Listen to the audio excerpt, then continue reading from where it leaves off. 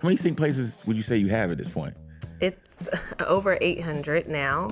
What? One placement was a Pizza Hut commercial, and Netflix is selling Sunset, Too Hot to Handle, Love is Blind, Tyler Perry Sisters. All right, so I saw that you won an award recently. I won an award for Pop Track of the Year. It's called the Mark Awards. Okay. They said we won. I did not know we was gonna win. I was like, I feel like you are one of the best performers I've seen live. I try to be as prepared as possible so I can just fully, be a vessel.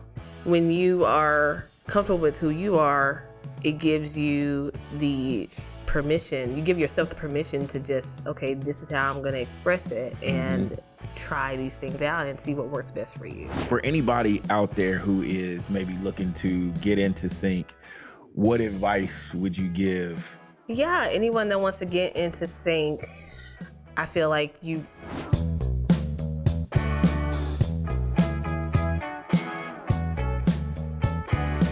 can hear her music on shows on Netflix, Hulu, BET. She also is an award-winning singer-songwriter and amazing performer as well. Bodacious Thing, what's up? Hey, how you doing? I am so good. How are you? I'm good. I'm happy to be here. Yeah, thank you for being here. Yeah, always. Yeah. Anytime you call. Nah, that's what's up. I appreciate that. All right, so let's hop into it. Definitely wanted to talk to you about a lot of the sync placements you've gotten. How many sync places would you say you have at this point? It's over 800 now. What? I knew it was up there, but I had no idea it was 800. Yeah, it's gonna probably surpass. It'll be 900 probably. Yeah. 800 sync placements. Mm-hmm. Wow. Okay. Do you remember your first one? Well, the first one probably will date back to like 2015. Okay. When I was in a band called The Big Bang. Okay. Do I actually remember it?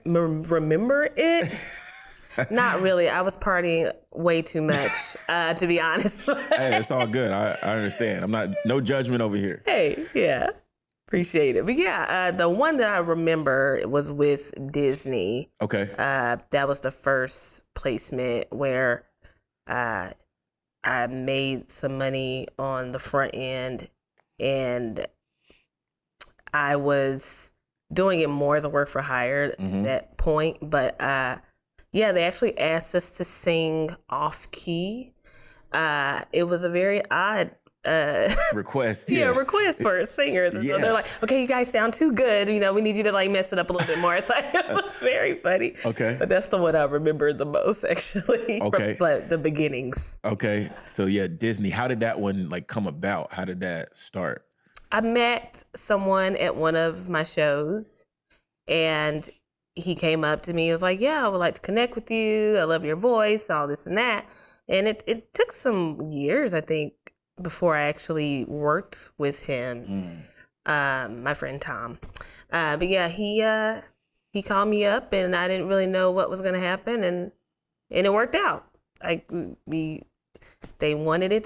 Disney liked what we did, and that was the placement. And I was like, oh, okay, I could keep doing this. I really like this. It was really cool. It was like 30 seconds or something. Yeah. So yeah.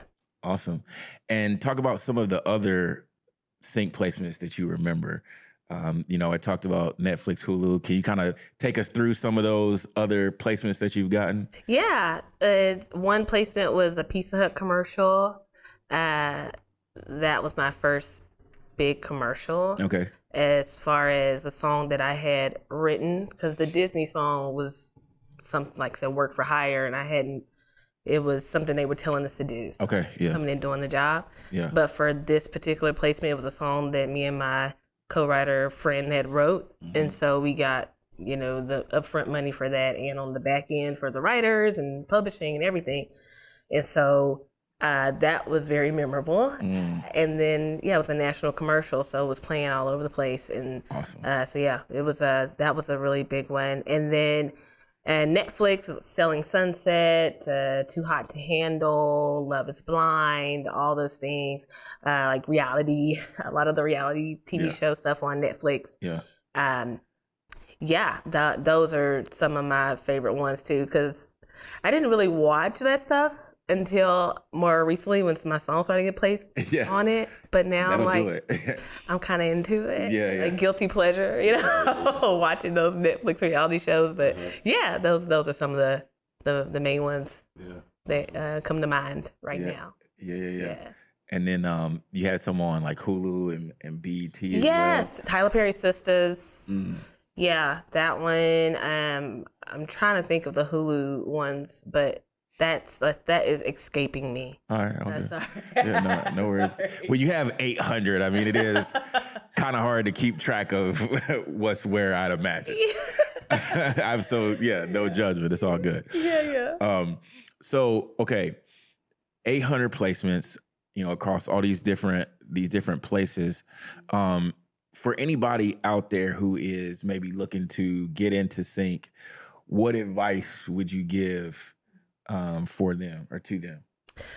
Yeah, anyone that wants to get into sync, I feel like you just building relationships. That is definitely, that's been the way it's worked out for me. Like the first time I got asked to do a album for music licensing, sync placements, it was through a friend that I had known for years that ended up working at a company, and then she was like, they wanted something that sounded like Lizzo and Big Freedia mixed together, and she thought of me. And though I hadn't done that specific thing before, she was like, I think Cheyenne can do it. I know she'll get it done.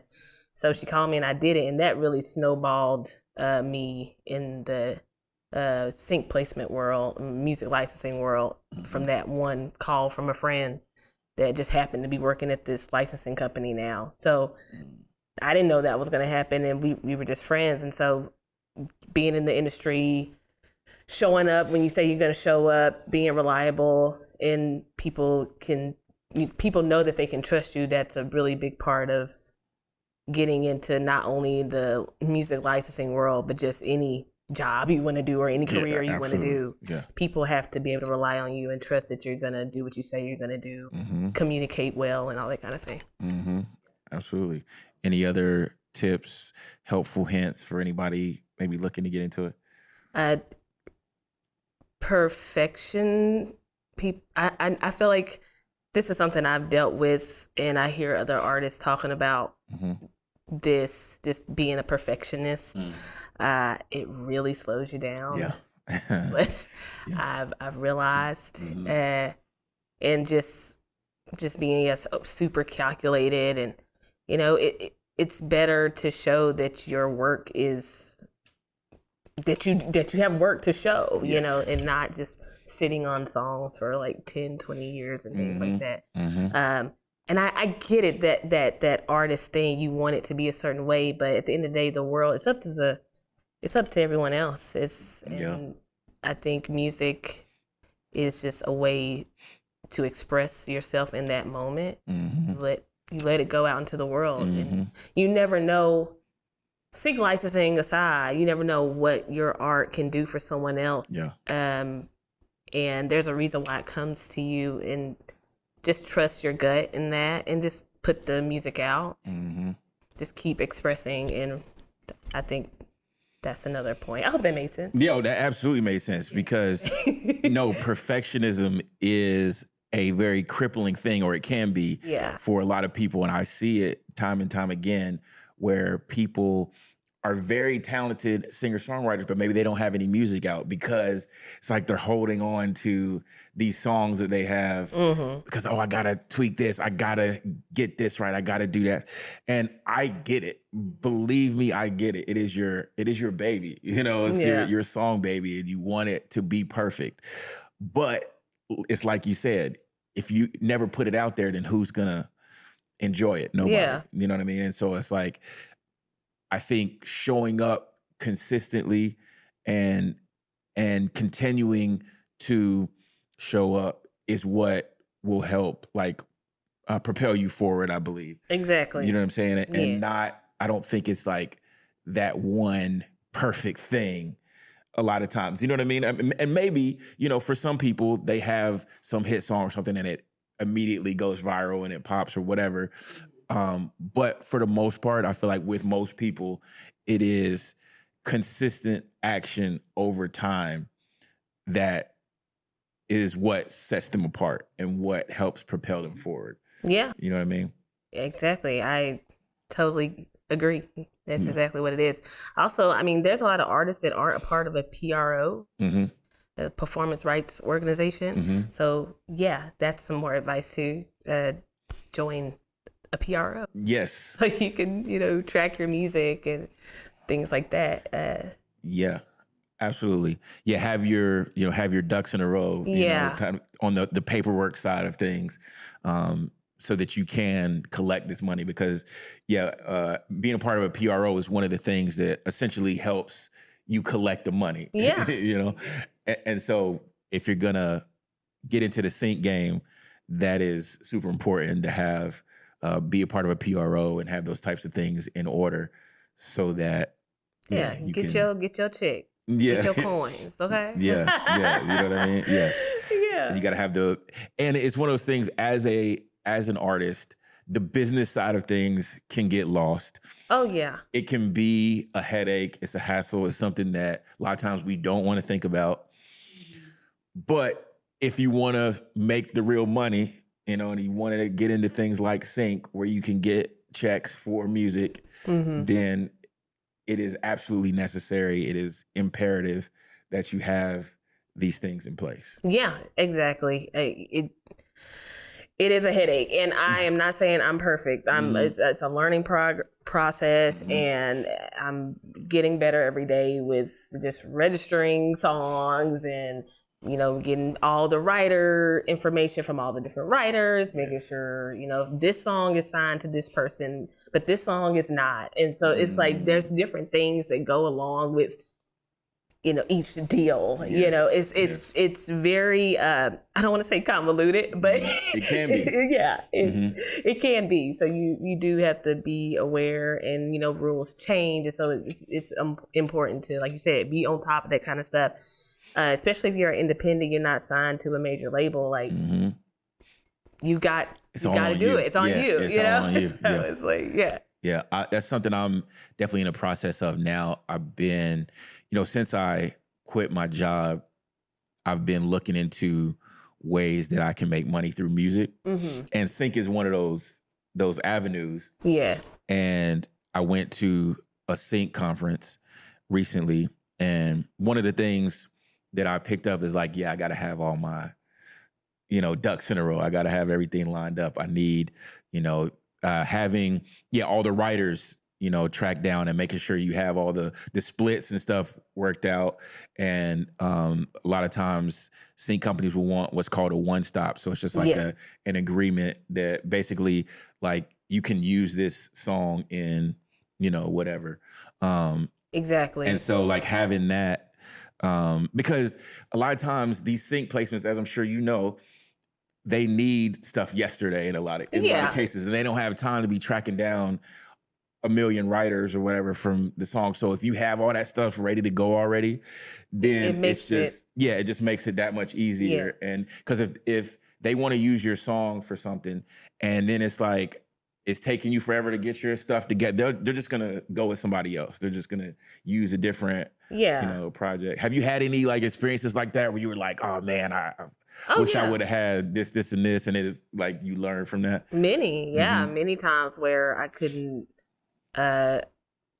figure out how to get the stems for something. Now, I mean, I don't know how effective it is, but Logic Pro does do the stem splitter thing. Yeah. And so it's getting better every time they upgrade Logic. So we'll see.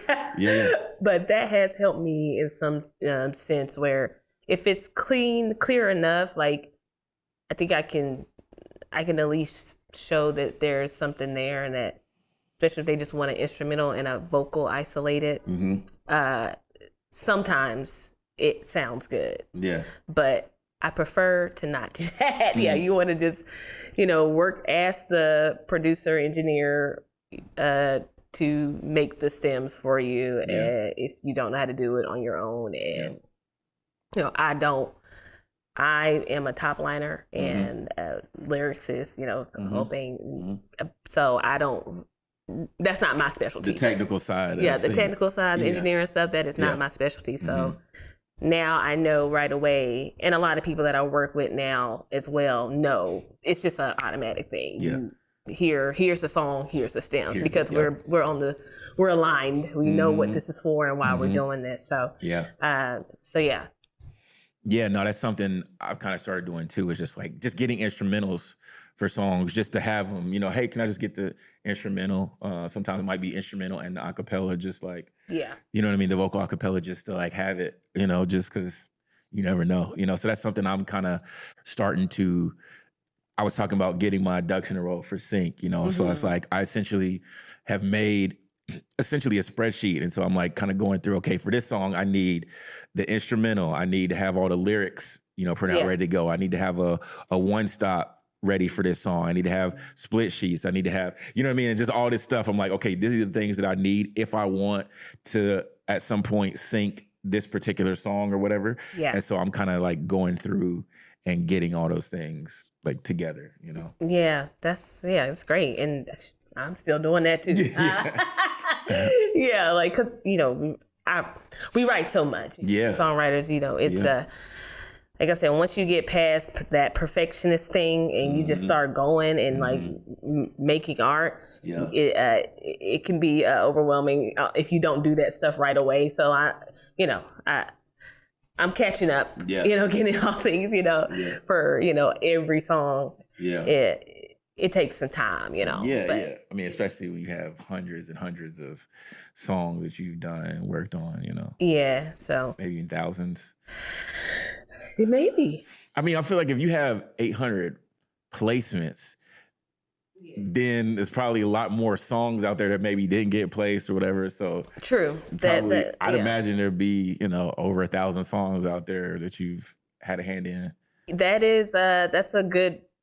I was just talking to someone, like, I need to go back, because I have a list of all the songs that I've written, but I haven't updated it in a while. And so I'm like, I need to like revisit my Excel sheet because it's been a minute since I like, okay, this song, this, you know, did the whole thing. So you're probably right. I'll have to say yes. I mean, that just kind of goes to show too, I think the amount of volume that it takes to get it done and to be operating at a high level and to be getting, you know, sync placements at a high level like you're doing.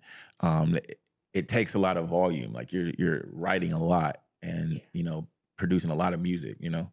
Yeah, that's true. And then, you know, there are songs that I've written forever ago that are now getting picked up. Songs that I wrote 5 years ago that are now, I made all this money in royalties from that song that was, I didn't think it was doing anything, but now it is. And so it's like you don't ever want to like just throw a song to the side and say it's not worth anything, because you don't really know, things catch on years later, whether it's in sync or even with artists too. Like I've heard the same story, like someone wrote a song for Britney Spears and then she didn't pick it up at the time, and then 20 years later she released it. And so it's like you don't know, so don't ever think a song can't be, if it's finished and produced and it sounds decent enough, like don't give up hope, because you really never know. The sounds of music change all the time. Like there's so much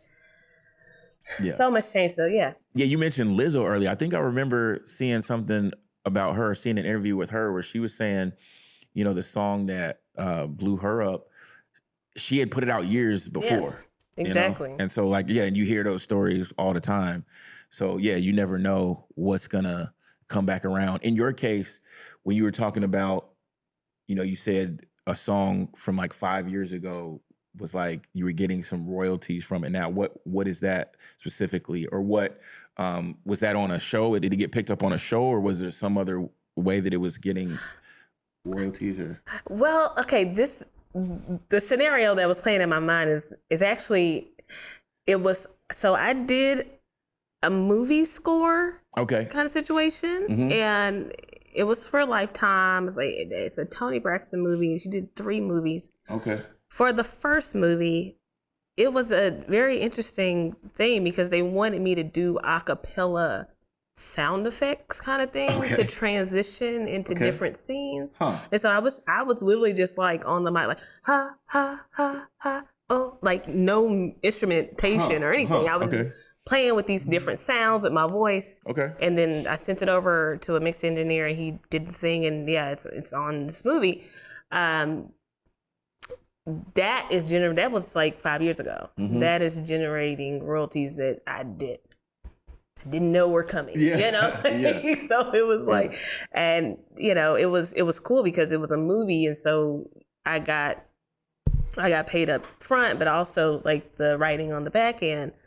I'm still seeing that now in bigger numbers. So sometimes it takes a while because there's also international royalties that can take up to 3 years to process. Oh, wow.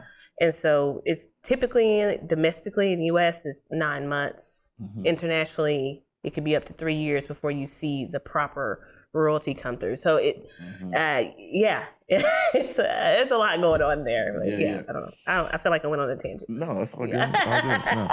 No. So most of the placements that you've gotten, have they been through or with that same producer writer you mentioned earlier, Tom, or have there been just like several different people? Or there's been several. I don't know about several because that feels like I would say like 4 people that have become like my core people that I go to. 4 or 5 is as far as producers and things like that. But we all started, I feel like, as well. That's not. I was saying we all started as friends, but Tomas is one of my friends that we have written. We did the Pizza Hut. We got the Pizza Hut commercial together, but we were friends before, and we just started writing music, and we just started getting these. We started pitching the songs, and they started picking them up. So that was great. There's also someone that I met through SoundBetter who hired me as a vocalist for some songs he wrote with another artist. Okay. And so I was like the demo singer. Yeah. So I got called for a project, and I really liked how his song sounded. So I asked him to do this project with me. I didn't know him personally. I had no idea who he was. I had never met him in person, but I just really liked the sound of his record, and I just thought it would do really well. And so I reached out. He was like, yeah, let's do it. And so that was 6-7 years ago. And I just met him through SoundBetter, this online platform for hiring musicians for work. And now we've met and we're friends. And like that was, so I just followed the flow. And when someone calls, I'm getting the job done. And I'm going to figure out whatever I need to do to get the job done. So and that's how I met a lot of my collaborators now. Awesome. Awesome. That's very cool.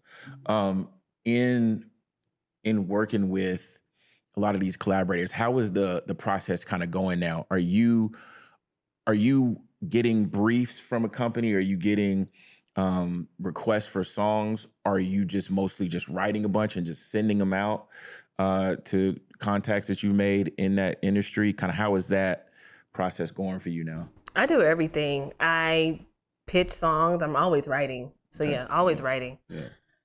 Pitch songs to people. People ask me to do stuff for certain projects, and then I guess I get briefs too, though. Yeah. I get briefs as well, and if it aligns with the time and everything, if I can do it, I will try to do it. So I want all the money. That's what I tell people. I want it. I want all of it. And so whatever. I know that's right. If it aligns, if I can make everything work and it's something that, I want to do and I feel, like, okay, I think we got a shot at this. I will do it. So try to make it work, So, awesome. Yeah. Awesome. Yeah. I love that. I want all the money. Yeah. I want all the money as well. Yeah. So, let's go. Definitely working on getting that. So kind of switching gears real quick. You also do some teaching at Musicians Institute. Yeah. You did taught some music as well. I did. Man, how was that? I wasn't ready for that. Oh, my bad. We can do it. We can do it. I didn't mean to throw you a curve. I thought of it.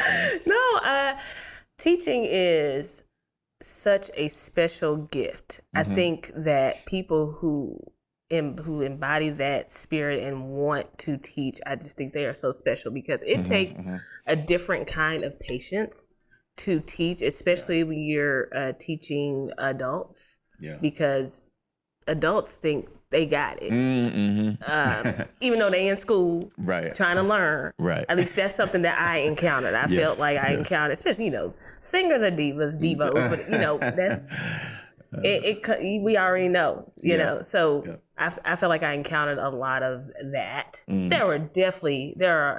talking about singers now. There are definitely some that were willing to listen, and I felt really rewarded in those moments when I would see breakthroughs with vocalists, which happened a few times. So I feel grateful that I could see like when a singer is kind of struggling with something and then we work on something for a couple of weeks and then they hit that thing that they've been trying to do, or, it takes a couple of months or something like that. It's like, it is so, it makes my heart so happy. But that patience, I can have it, but I'm good. I'm trying to keep my hair black, I'm okay. No, I hear that. Am I making this up, or didn't Anderson .Paak work there too? Did you work with him some too? I didn't work with him there. He was a TA when I was a student, but I never saw him. Oh, okay. He was, he's awesome though. I've seen him a few times since I've left, since I've got out of school, because I was a student at Musician Institute. Got you. But yeah, since I graduated, I've seen him out and talked to him a couple of times. How was that, like, catching up with him, having that kind of similar background, or having that, kind of origin story where you both kind of were there and, He's amazing. Yeah. I mean, I feel like he's someone that he's been through so many different, at least from what I have gathered. He's been through he's had different names. He's worked with different things, and like over the years, he's someone who's put in 10,000 hours plus, more than that. And to see him thrive in the way that he is, I think it's very inspiring, and he's so great live. And every time I've seen him out, just like doing his thing and chilling or playing or whatever, he just has a beautiful soul. And I won't say that I like know him personally, but every time that I've encountered him, he just has a great spirit about him. And so I think that's wonderful, because there are people, and I ain't gonna say no names, the people that I've met that it's like, oh my God, I love their music, and they have been you don't feel that, things. So it's like, it's cool to see how much cool stuff he's doing and has done, and that when you see him, he's like this joyous kind of spirit. Yeah. All right, so I saw that you won an award recently. Oh yeah. So I talk about that. Yeah, I won an award for Pop Track of the Year. Okay, dope. The Production Music Association Awards, and that really was amazing. So it's called the Mark Awards. Okay. And I've heard of the Mark Awards because they focus a lot on songs that are in sing licensing and stuff like that. So I know a lot of people who've gone and that have won in the past and been nominated and stuff like that. And I've always thought it was cool. And I was like, it'd be cool to go to that one day. It would be cool to win too, but I had never even been until recently, when we got nominated. Yeah. So we got nominated for Pop Track of the Year for the song. I mean, when I go back and listen to the song, I love the song, but it was a song that it hadn't even been committed to memory. Yeah, like yeah.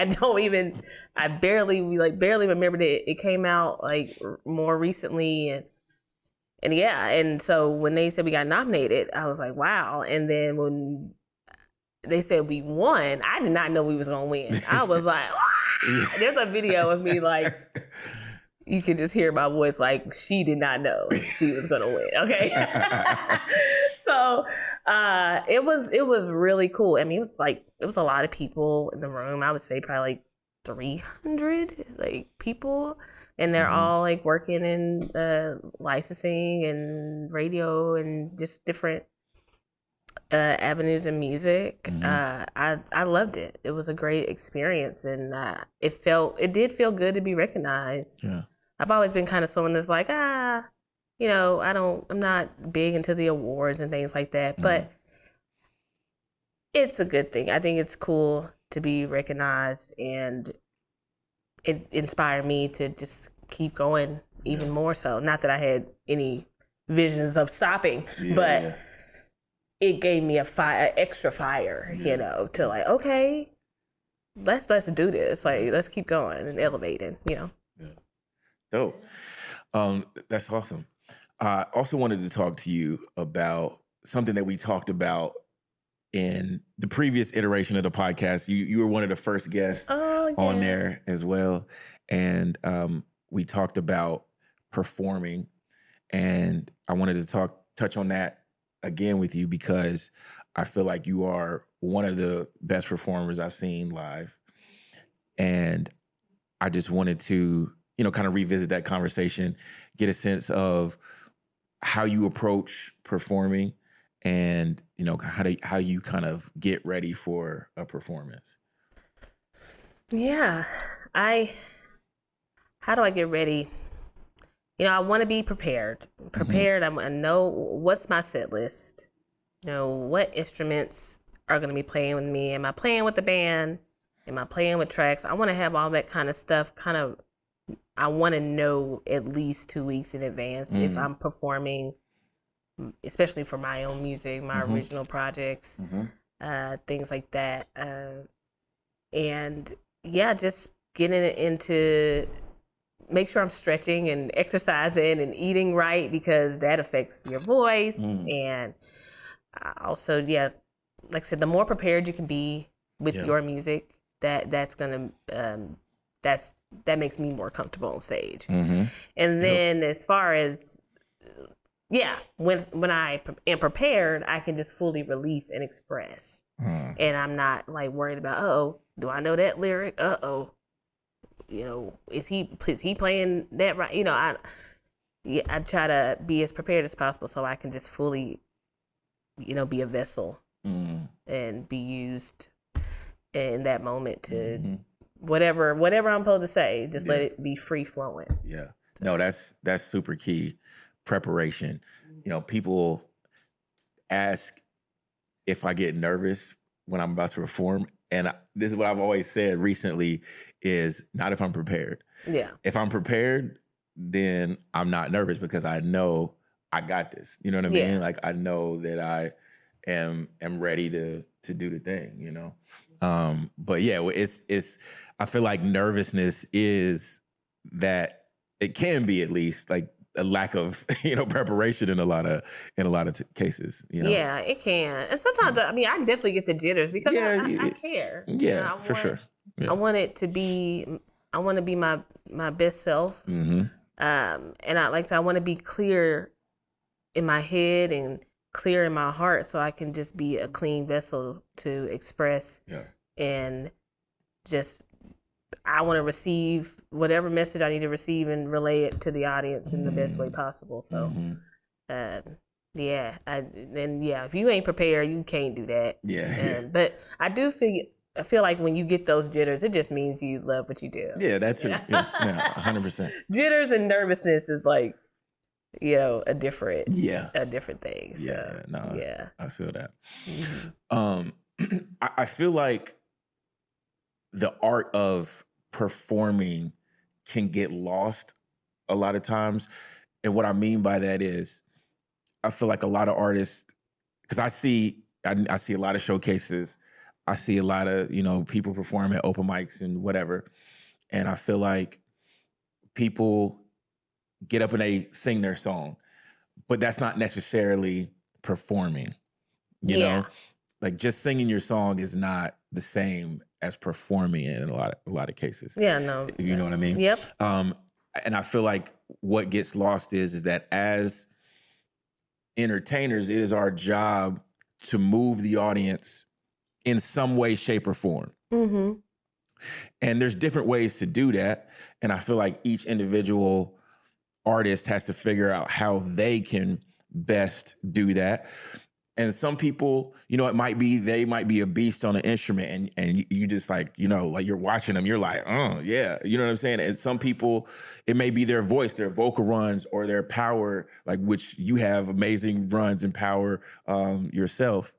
So for some people, it may be that. It may be getting the crowd involved, which you do some of that too, very masterfully, I might add. Well, thank you. And so, yeah, it may be that. Other people, you watch them perform, and I've seen people in tears when they finish singing, and that's a way to move the audience too. It doesn't have to necessarily be upbeat and like, getting people involved that way. It can be emotional as well. Like I said, I've seen people in tears. I've seen, audiences, they, it's just like you feel it when somebody's performing. You could just like, you feel it. You get goosebumps and that type of thing. So I feel like it is important to figure out how you as an artist can move the audience. What say you to that? Yeah. I mean, I was thinking when you were talking about that, I was thinking about, how I perform versus our friend Giselle. Mm-hmm. Like it's probably you would say opposite. Very different. Yeah, yes. In a way. Mm-hmm.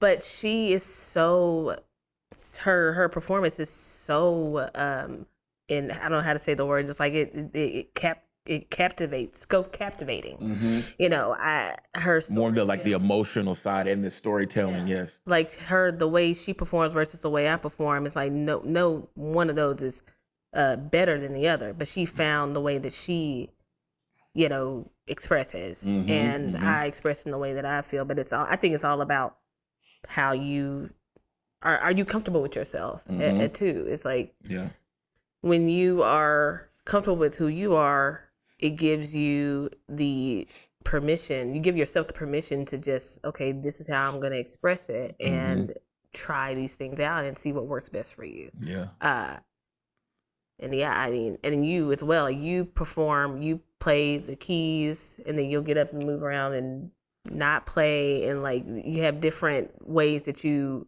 express, mm-hmm. Live, and so it's like I love watching all the different ways. Yeah. But I feel like when a lot of artists now are not honest with themselves in that, and I feel like that's what even the people may not know that that's what they're feeling. They just know something feels a little off, and it's like, oh yeah, I don't believe this person. Because I mean, I feel like you could just stand there and sing and be just as captivating. But if you're not honest, it'll fall on deaf ears because it's just not real. And in a world where I do feel like a lot of things are not real, right now. And so I feel like it's even more of a duty to be as genuine, whether people agree or not. It is even more important to be as genuine as you can through your music.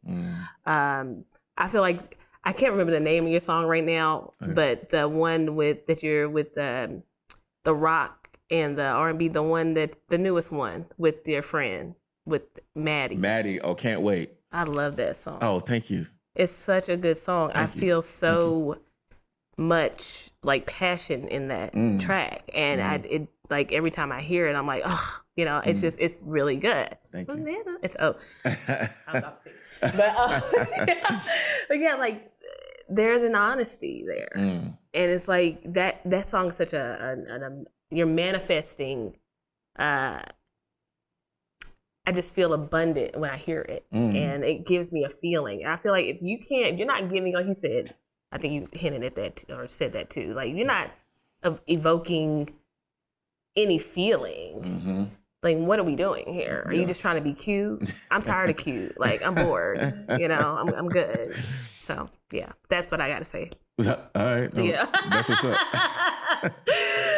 I wanted to go back to, you were talking about when you were teaching students and, when you had those certain breakthrough moments and things like that. What were you teaching those students for, people who might be watching this who are singers? What are some of the kind of the pointers that you would give people who are singers to kind of help them sound better, help them sing better? To mic technique was a big one. Okay. People just be like, it's like, all over the place. Okay. It's like that. I mean, it's basic, but a lot of singers don't know how to use a mic. I noticed, even like really great singers, but they're like, they don't know how to hold it. Okay. And so that was a thing that I dealt with a lot. Okay. And then eye contact when it comes to talking to, being with the audience. Yeah. A lot of singers are just like shy and stuff like that. So that was something that I always hinted on, like eye contact, movement, not being so stiff, things like that. But when it came to vocal performance, like having some type of regimen for your warm-ups, making sure you warm yourself up so you can, have your full range available when you're performing and things like that. So, yeah, I have to admit, that's something that I'm not great at, is warming up. A lot of times I just go straight into a performance and I just do it. And I'm trying to be better about actually warming up. So like you said, that I have my full vocal range available to me. Yeah. It's a game changer, because I still can mess up sometimes, but not as much, because I sing way too much to like play with myself like that. Like I need to like make sure my voice is okay. Yeah. So vocal warm-ups is essential to longevity in this career too. So many singers don't have, can't sing now, so I don't want that to be me. So I'm definitely pretty consistent with warming up and just making sure I'm good. Still things to work on, but at least get that in. Yeah. All right. Absolutely. Bodacious Thing. Where can people find you? Okay, you can find me on all the streaming platforms: Apple Music, YouTube Music, Instagram, TikTok, all the places, and yeah, that's pretty much it. Just DM me. I'm very personable. Don't be weird, and yeah. That's what's up. Thank you so much for joining me. I appreciate it. It was a great conversation. Yes. So yeah, thank you. I appreciate you so much. Yeah, absolutely. Anytime. Thank you so much for watching. If there was something in particular that resonated with you, definitely let us know in the comments. Also hit that like button if you liked the episode. And if there's somebody who you feel like could get something out of this, definitely go ahead and send it to them. We'll see you next time.